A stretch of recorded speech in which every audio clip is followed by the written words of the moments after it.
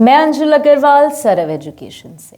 हम डिस्कस कर रहे हैं बैंकिंग चैप्टर मैक्रो इकोनॉमिक्स से। अब तक हम इस चैप्टर के बारे में समझ चुके हैं कि सेंट्रल बैंक क्या होता है और कमर्शियल बैंक क्या होते हैं, ये क्या क्या फंक्शंस परफॉर्म करते हैं और इकोनॉमी में कैसे मनी सप्लाई करते हैं। आज के लेक्चर में हम कुछ ऐसे टूल्स के बारे में बात करने वाले हैं, कुछ ऐसे इंस्ट्रूमेंट्स के बारे में बात करने वाले हैं जिन्हें यूज़ करके सेंट्रल बैंक कमर्शियल बैंक पर कंट्रोल रखता है। यानी कि सेंट्रल बैंक कंट्रोल करता है कि जो कमर्शियल बैंक है ये मनी सप्लाई किस रेट पर कर रहे हैं, यानी कि ज़्यादा मनी सप्लाई कर रहे हैं या कम मनी सप्लाई कर रहे हैं इकोनॉमी में। तो ये समझने से पहले, इन टूल्स के बारे में बात करने से पहले हमें ये समझने की ज़रूरत है कि इन टूल्स की ज़रूरत ही क्या है। Why do we need these tools या इंस्ट्रूमेंट्स, इस कंट्रोल की ज़रूरत ही क्या है। देखिए, इस कंट्रोल की ज़रूरत है क्योंकि इकोनॉमी में इन्फ्लेशन और डिफ्लेशन जैसी सिचुएशंस एग्जिस्ट कर रही हैं। इन्फ्लेशन क्या होता है? जब चीज़ों के प्राइजेस इतने बढ़ जाते हैं कि लोग उसकी डिमांड नहीं कर पाते, राइट। डिफ्लेशन क्या हो जाता है कि जब चीज़ों के प्राइस कम होने पर भी लोग उस चीज़ की डिमांड नहीं कर रहे होते। तो इन्फ्लेशन और डिफ्लेशन की सिचुएशन को मनी कंट्रोल से डील कैसे किया जा सकता है? हाँ, यानी कि अगर हम मनी का सप्लाई कम कर रहे हैं या ज़्यादा कर रहे हैं, इससे हम इन्फ्लेशन और डिफ्लेशन की फोर्सेस को, सिचुएशंस को सही कर सकते हैं, कंट्रोल कर सकते हैं। ये समझते हैं हम एग्जाम्पल से। तो यहाँ पर हमारी इकोनॉमी में हमारे पास दो लोग हैं, राजू और काजू। राजू के पास 120 रुपये है, काजू के पास 80 रुपये है। अब हमारी इकोनॉमी इन्फ्लेशन से सफ़र कर रही है। जो मिठाई अक्सर 100 रुपये में मिलती है वो अब कितने में मिल रही है? महंगी मिल रही है, 120 रुपये की मिल रही है। तो अब राजू और काजू उसकी डिमांड कर पा रहे कि नहीं कर पा रहे? राजू कर पा रहा है, काजू नहीं कर पा रहा। ठीक है, तो हम बोल रहे हैं अरे काम करो ना, मनी सप्लाई बढ़ा दो, काजू के पास भी इतना पैसा पहुंचा दो कि काजू भी मिठाई खरीद पाए। ठीक है, तो अगर ऐसा होता है, अगर हम मनी सप्लाई को बढ़ा देते, इंक्रीज कर देते, तो काजू के पास भी पैसे ज़्यादा हो गए और राजू के पास भी पैसे ज़्यादा हो गए। अब मिठाई वाला सोच रहा है यार लोगों के पास तो बहुत पैसा है, हाँ मैं क्या करता हूँ, मिठाई यार 120 की बेच रहा था वो अब 180 की बेचता हूँ। यहाँ पर क्या हुआ? इन्फ्लेशन की सिचुएशन ठीक होने की जगह क्या हो गई? महंगाई और बढ़ गई। बेसिकली इसको मैं समझाऊं तो आपको कैसे समझा सकती हूँ कि इन्फ्लेशन की वजह से कुछ प्राइस राइज हो गए थे, राइट, और कुछ ही लोग थे जो उसका डिमांड कर पा रहे थे। लेकिन जब मैंने क्या किया, मनी सप्लाई बढ़ा दिया, तो लोगों के पास पैसा चला गया ज्यादा। अब हर कोई डिमांड कर पा रहा है एग्जिस्टिंग रेट पे, तो क्या होगा? सप्लाई तो हमारे पास उतना ही है ना, तो सप्लायर्स क्या करेंगे? प्राइजेस को और बढ़ा देंगे। हमें इकोनॉमिक्स में करना क्या था? इन्फ्लेशन की सिचुएशन को डील करने के लिए करना क्या था? हमें प्राइजेस को रिड्यूस करवाना था। पर अगर हमने मनी सप्लाई बढ़ा दी तो प्राइजेस क्या हो गए? और ज़्यादा बढ़ गए। ऑपोजिट करके देखते, अगर हम मनी सप्लाई विड्रॉ कर लें, यानी कि हम क्या कर रहे हैं कि जो हमारे कमर्शियल बैंक है वो कम लोन सप्लाई कर रहे हैं, कम क्रेडिट क्रिएशन कर रहे हैं, तो हमारी इकोनॉमी में मनी सप्लाई क्या हो गया? कम हो गया। उस सिचुएशन में मिठाई वाला सोच रहा है अब राजू के पास पैसे भी नहीं है, काजू के पास भी पैसे नहीं है, सब दोनों के पास 80-80 रुपये। अब मिठाई वाला सोच रहा है यार मेरी तो मिठाई नहीं बिक रही है, एक काम करता हूँ थोड़ा सस्ते में बेच देता हूँ।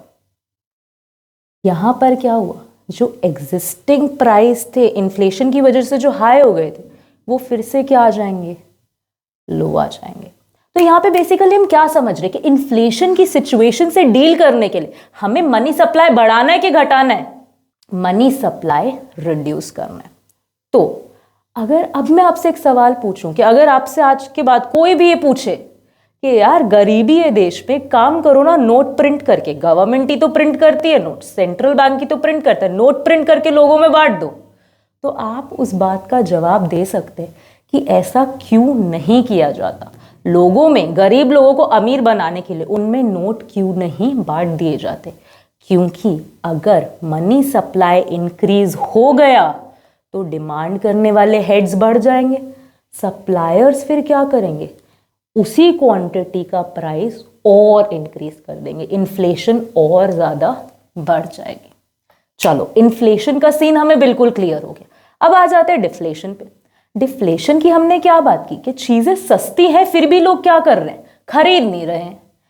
इस केस में अगर हम इकोनॉमी से और पैसा विड्रॉ कर ले, यानी कि जो मनी सप्लाई है उसको कम करें, उतना मनी सप्लाई ना देके कम मनी सप्लाई करें, तो लोग ऑलरेडी नहीं खरीद रहे, उनके पास और पैसे कम हो जाएंगे, तो वो क्या खरीदने जाएंगे चीजों को?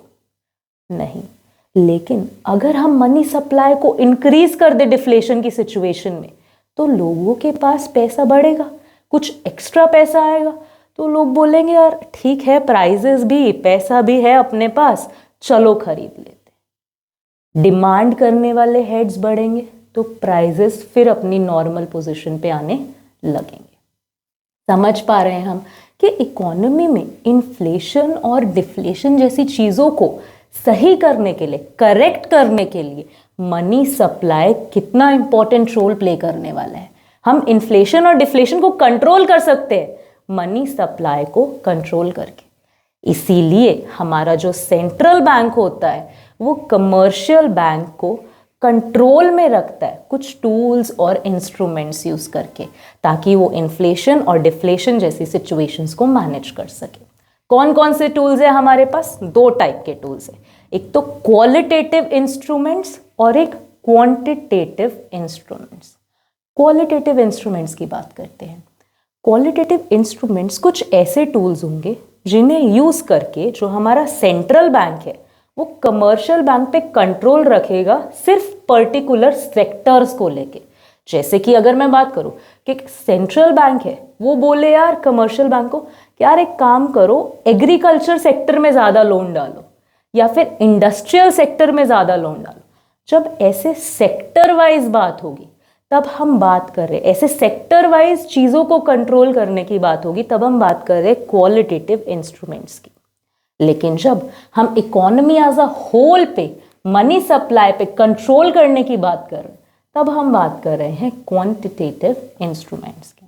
तो अब एक एक करके इन सभी इंस्ट्रूमेंट्स पर हम बात करेंगे। सबसे पहले शुरू करते हैं क्वांटिटेटिव इंस्ट्रूमेंट्स से, bank rate and repo rate. Basically rate शब्द से हम क्या समझते हैं कि कुछ इंटरेस्ट की बात हो रही है। बैंक रेट और रेपो रेट ये दोनों ही ऐसा इंटरेस्ट का रेट है जिस पर कमर्शियल बैंक को लोन मिल रहा है सेंट्रल बैंक से। जैसे कि आपके और मेरे जैसे लोग, हम लोग क्या करते हैं, बैंक के पास जाते हैं, बोलते हैं यार हमें लोन दे दो, तो बैंक हमें क्या बोलते हैं, ठीक है लोन दे देता हूं पर सालाना 2% आपको इंटरेस्ट लगेगा, है ना। इसी तरीके से जब कमर्शियल बैंक सेंट्रल बैंक के पास जाता है कि यार मुझे लोन दे दो, तो सेंट्रल बैंक भी उस पर क्या करता है, इंटरेस्ट चार्ज करता है। उस इंटरेस्ट को बोला जाता है बैंक रेट या रेपो रेट। हाँ, अब इसको अगर इन्फ्लेशन डिफ्लेशन कंट्रोल करने के लिए यूज करेंगे तो कैसे यूज करेंगे? देखो, अगर इंटरेस्ट का रेट बढ़ जाए, 2% की जगह आपको 10% इंटरेस्ट देना पड़े, तो आप सोचोगे ना कि यार लोन ले कि लोन ना ले, थोड़ा कम ले लेते हैं लोन। इसी तरीके से कमर्शियल बैंक भी सोचेगा कि यार इंटरेस्ट रेट बहुत हाई है, इतने हाई रेट पे इतना लोन, थोड़ा कम ले लेते हैं। अगर वो कम लोन लेगा तो कमर्शियल बैंक के पास मनी क्रिएट करने के लिए कम पैसे होंगे। मनी कम क्रिएट होगी तो मनी सप्लाई भी क्या होगी, कम होगी इकोनॉमी में। और मनी सप्लाई कम होने की वजह से जो इन्फ्लेशन का सिचुएशन है वो क्या हो जाएगा, करेक्ट हो जाएगा। ऑपोजिट कर लेते हैं, अगर इंटरेस्ट रेट लो हो गए तो हम क्या करेंगे, यार लोन ले लेते हैं, लोन ले लेते हैं, कम इंटरेस्ट पे ही तो मिल रहा है। वैसे ही कमर्शियल बैंक भी क्या करेगा, यार कम इंटरेस्ट पे मिल रहा है, लोन ले लेता हूं। लोन लेगा, उससे क्या करेगा, मनी क्रिएट करेगा और मनी सप्लाई करेगा।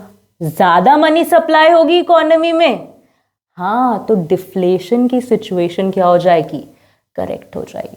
तो यहां से हमने क्या कंक्लूड किया कि जो बैंक रेट है या रेपो रेट है, इन्हें इंक्रीज कर दिया जाता है सेंट्रल बैंक द्वारा जब इनको इन्फ्लेशन कंट्रोल करना हो, और डिक्रीज कर दिया जाता है सेंट्रल बैंक द्वारा जब इनको डिफ्लेशन का सिचुएशन डील करना हो। अच्छा, तो हम बैंक रेट और रेपो रेट साथ में समझ तो लिए कि बेसिकली है क्या, इंटरेस्ट है, पर इन दोनों में फर्क क्या है। अलग अलग नाम है तो कुछ फर्क तो होगा ना। इन दोनों में बस इतना ही फर्क है, जो बैंक रेट है उसके अगेंस्ट आपको कोई कोलेट्रल नहीं रखना पड़ता, जबकि रेपो रेट के अगेंस्ट आपको कुछ ना कुछ कोलेट्रल रखना पड़ता है। कोलेट्रल हम किसी भी ऐसी चीज को बोलते हैं जो कि एक सिक्योरिटी मेजर के लिए रखी जाती है। जैसे कि अगर आप लोन लेने गए हैं कि मुझे 10 लाख का लोन दे दो, और बैंक आपको बोले ठीक है आप अपनी जमीन के कागज हमारे पास लाके रख दीजिए एज सिक्योरिटी, और हम क्या कर देंगे, आपको लोन दे देंगे, तो वो क्या हो गए, जमीन के कागज क्या हो गए, आपके लिए कोलेट्रल हो गए। ऐसे ही जो रेपो रेट है उसमें कुछ ना कुछ कोलेट्रल आपको रखना पड़ता है सेंट्रल बैंक के पास। वहीं बैंक रेट की जब हम बात कर रहे हैं तो कमर्शियल बैंक को सेंट्रल बैंक के पास कोई भी कोलेट्रल नहीं रखना पड़ता। इतनी बात बिल्कुल क्लियर हो गई। नेक्स्ट समझते हैं CRR और SLR को। CRR क्या होता है, कैश रिजर्व रेशियो, इसके बारे में हम कुछ बात कर भी चुके हैं। SLR क्या होता है, स्टैट्यूटरी लिक्विडिटी रेशियो। अच्छा, अब ये जो रेशियोज होती हैं बेसिकली अगर एक रफ आइडिया दूं तो ये क्या करती हैं, बैंक आपको, जो सेंट्रल बैंक है वो कमर्शियल बैंक को बोलता है कि यार इतना तो तुम्हें साइड पे पैसा रखना ही रखना है, इतना तो तुम्हें रिजर्व मेंटेन करना ही पड़ेगा, बाकी पैसों से तुम लोन एक्सटेंड करो, मनी क्रिएशन करो, ठीक है, लेकिन इतना पैसा तुम एज रिजर्व रखने वाले हो। उसको हम बोलते हैं कैश रिजर्व और स्टैट्यूटरी लिक्विडिटी रिजर्व, राइट। अब इन दोनों के फर्क पे जंप करने से पहले इन्फ्लेशन डिफ्लेशन से देखिए कैसे डील करेंगे। अगर रिजर्व्स ज्यादा रखने पड़े, यानी कि अगर CRR और SLR हाई है तो आप रिजर्व ज्यादा मेंटेन करोगे। अगर रिजर्व्स ज्यादा मेंटेन करने पड़ेंगे तो जो पैसा आप लोगों को लेंड करने के लिए यूज करने वाले थे, मनी क्रिएशन के लिए यूज करने वाले थे, वो पैसे क्या हो जाएंगे, कम हो जाएंगे, राइट और रॉन्ग।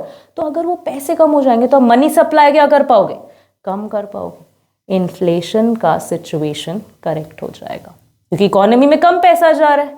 वहीं अगर हम बात करें कि SLR और CRR जो रिजर्व्स रेशियो है इनका क्या हो जाए, परसेंटेज लो कर दिया जाए कि यार 10% मेंटेन करने की जरूरत नहीं है, 2% ही मेंटेन कर लो, तो आपके पास जो फ्री मनी है जो कि आप लोगों को लेंड करने के लिए, मनी क्रिएशन के लिए यूज कर रहा है कमर्शियल बैंक, वो मनी क्या हो जाएगी, इंक्रीज हो जाएगी, मनी सप्लाई बेटर हो जाएगा। उस केस में हमारा जो डिफ्लेशन का सिचुएशन है वो करेक्ट हो जाएगा। बिल्कुल समझ गए कि अगर SLR और CRR बढ़ रहा है तो हमारा क्या होगा, इन्फ्लेशन का सिचुएशन करेक्ट होगा, और अगर SLR और CRR घट रहा है तो हमारा डिफ्लेशन का सिचुएशन करेक्ट हो जाएगा। अच्छा, तो ये तो हमने पढ़ लिया, इन्फ्लेशन, डिफ्लेशन, SLR, CRR, लेकिन भाई CRR और SLR में फर्क तो बताओ। देखो, जो CRR है वो क्या बोल रहा है, कैश रिजर्व रेशियो, खुद ही बोल रहा है मैं सिर्फ कैश हूं, मैं सिर्फ कैश हूं। ऐसे रिजर्व्स जो कैश के फॉर्म में मेंटेन किए जा रहे हैं उसे हम बोलते हैं कैश रिजर्व रेशियो। वहीं स्टैट्यूटरी लिक्विडिटी रेशियोज क्या है, ये कोई भी लिक्विड एसेट्स, कोई भी लिक्विड एसेट्स, चाहे वो कैश है, चाहे वो गोल्ड है, चाहे वो ऐसी प्रॉपर्टीज है जिनके अगेंस्ट कोई क्लेम्स नहीं है, यानी कि जिसका ओनर बिल्कुल क्लियर है, जिनकी ट्रांसफरेबिलिटी में कोई भी लीगल इश्यूज नहीं है, ऐसी चीजों को आप स्टैट्यूटरी लिक्विडिटी रेशियो के रूप में मेंटेन कर सकते हो। तो हमने क्या समझा, CRR में कैश के रिजर्व्स है और SLR में किसी भी लिक्विड एसेट के फॉर्म में रिजर्व्स मेंटेन किए जा रहे हैं। बिल्कुल हमें इतना समझ आ गया। 4 टाइप की चीजें हम डिस्कस कर चुके हैं। लास्ट हम क्वांटिटेटिव मेजर में जो डिस्कस करने जा रहे हैं वो है ओपन मार्केट ऑपरेशंस। अब ओपन मार्केट ऑपरेशंस क्या होता है, बेसिकली ओपन मार्केट ऑपरेशन एक सिस्टम है जहां पर 2 चीजें हो रही हैं, एक बाइंग हो रही है और सेलिंग हो रही है। किस चीज की, सिक्योरिटीज की। हाँ, अब हम सोच रहे हैं कि यार इसको कैसे यूज कर रहे हैं। देखो, सिक्योरिटीज बेसिकली हम ऐसे समझ सकते हैं एक लीगल डॉक्यूमेंट है, एक प्रॉमिसरी है, जिसमें क्या कर रहे हैं, जो सेंट्रल बैंक है ना वो कमर्शियल बैंक को बोल रहा है कि ठीक है आप मेरे को फिलहाल ये कैश दे दो और मैं आपको ये नोट दे देता हूँ, ये एक प्रॉमिसरी नोट दे देता हूँ और ये आप अपने पास रख लो, इतने पर्टिकुलर टाइम के बाद आप वापस आना, मैं इसे क्या कर लूंगा, फिर से आपसे परचेज कर लूंगा। ठीक है, ऐसे जो नोट्स एक्सचेंज हो रहे हैं, बाइंग और सेलिंग हो रही है मार्केट में, उसको हम बोलते हैं ओपन मार्केट ऑपरेशंस। अच्छा, अब इसको यूज कैसे कर रहे हैं इन्फ्लेशन डिफ्लेशन को डील करने में? हमने क्या पढ़ा है, इन्फ्लेशन में क्या करना है, मार्केट से पैसा सोख लेना है, मनी सप्लाई रिड्यूस कर देना है कि नहीं? तो जब सेलिंग होगा किसका, सिक्योरिटीज का, तो जो सेंट्रल बैंक है उसने क्या किया, कमर्शियल बैंक को बोला लो सिक्योरिटीज ले लो ले लो ले लो ले लो, उसने क्या किया, बाय कर लिया। इस सिचुएशन में क्या हुआ, कमर्शियल बैंक से जो भी फॉर्म ऑफ मनी है वो किसके पास आ गई, सेंट्रल बैंक के पास आ गई, और सिक्योरिटीज किसके पास चली गई, कमर्शियल बैंक के पास चली गई। आपने यहाँ पे नोटिस किया कि सेंट्रल बैंक ने लिक्विडिटी को क्या कर लिया, सोक कर लिया। हाँ, और अगर लिक्विडिटी सोक हो गई है तो मतलब इन्फ्लेशन का सिचुएशन करेक्ट होने वाला है, क्योंकि जब सिक्योरिटीज कमर्शियल बैंक ने खरीद ली, लिक्विड एसेट्स किसको दे दिए, सेंट्रल बैंक को दे दिए, तो उनके पास मनी सप्लाई करने के लिए, मनी क्रिएट करने के लिए जो पैसा है वो क्या हो जाएगा, रिड्यूस हो जाएगा। डिफ्लेशन को कैसे करेक्ट करेंगे, जब सेंट्रल बैंक को लगेगा कि यार अभी क्या करना है, मार्केट में पैसे को भेजना है, तो वो क्या करेंगे, कमर्शियल बैंक से सिक्योरिटीज परचेज कर लेंगे कि यार लाओ मुझे दे दो। कमर्शियल बैंक्स क्या करेंगे, उन्हें सेल ऑफ कर देंगे, ठीक है। सेंट्रल बैंक क्या करेगा, रिटर्न में उनको उनके लिक्विड एसेट्स दे देगा। इससे क्या होगा, जो कमर्शियल बैंक है उनके पास लिक्विड एसेट्स फिर से बढ़ जाएंगे, वो ज्यादा क्रेडिट क्रिएशन कर पाएंगे, ज्यादा मनी सप्लाई कर पाएंगे, और डिफ्लेशन का सिचुएशन करेक्ट हो जाएगा। तो क्या समझा हमने कि ओपन मार्केट ऑपरेशंस में बाइंग की जाती है सिक्योरिटीज की ताकि हम डिफ्लेशन की सिचुएशन को करेक्ट कर सके, और सेलिंग की जाती है सिक्योरिटीज की बाय सेंट्रल बैंक जब हम इन्फ्लेशन की सिचुएशन से डील करना चाहते हैं। बिल्कुल हमें इतनी बात समझ आ गई है। तो अब नेक्स्ट हम बात करने वाले हैं क्वालिटेटिव मेजर्स के बारे में, क्वालिटेटिव इंस्ट्रूमेंट्स के बारे में। ये हमारे पास 3 टाइप के होते हैं, margin requirements, rationing of credit और मॉरल सुएजन। तो सबसे पहले हम मार्जिन रिक्वायरमेंट की बात करते हैं। बेसिकली हम मार्जिन कैसे डिफाइन करते हैं कि किन्हीं ही 2 चीज़ों का डिफरेंस, बेसिकली राइट, एक स्टेप से दूसरे स्टेप का डिफरेंस। तो मार्जिन रिक्वायरमेंट में होता क्या है, अब ये जो हमारा कमर्शियल बैंक है ये सेंट्रल बैंक के पास जा रहा है कि भाई लोन दे दो। सेंट्रल बैंक क्या कर रहा है, कह रहे ठीक है, जो तुम मेरे पास कोलेट्रल रख रहे हो, जो तुम मेरे पास अपना मॉर्टगेज रख रहे हो, फॉर एग्जाम्पल वो 1 लाख रुपीज़ का है, तो मैं तुम्हें क्या करता हूँ 80,000 रुपीज़ दे देता हूँ। अब मार्जिन रिक्वायरमेंट में सेंट्रल बैंक खेलता कैसे है, वो खेलता है कि जब तो उसको क्रेडिट का फ्लो इंक्रीज करना होता है, ज़्यादा पैसे मार्केट में भेजने होते हैं, तो वो बोलते हैं ठीक है, तुम मेरे पास 1 लाख रुपए का मॉर्टगेज रख रहे हो, मैं तुम्हें क्या करता हूँ 80,000 का लोन दे देता हूँ। लेकिन जब उसको रिड्यूस करना होता है क्रेडिट का सप्लाई, कम करना होता है, कम लोन देना होता है, तो वो क्या करता है, अच्छा 1 लाख रुपए का मॉर्टगेज दे रहे हो तो मैं क्या करता हूँ, ठीक है तो मैं 50,000 दे देता हूँ। अब यार कोई बंदा सोचेगा ना कि यार 50,000 ही मिल रहे, नहीं लेता हूँ लोन, या ले भी रहा है तो उससे कम मिल रहा है। अगर कमर्शियल बैंक्स को कम लोन मिला है तो वो क्रेडिट क्रिएशन क्या कर पाएंगे, कम कर पाएंगे।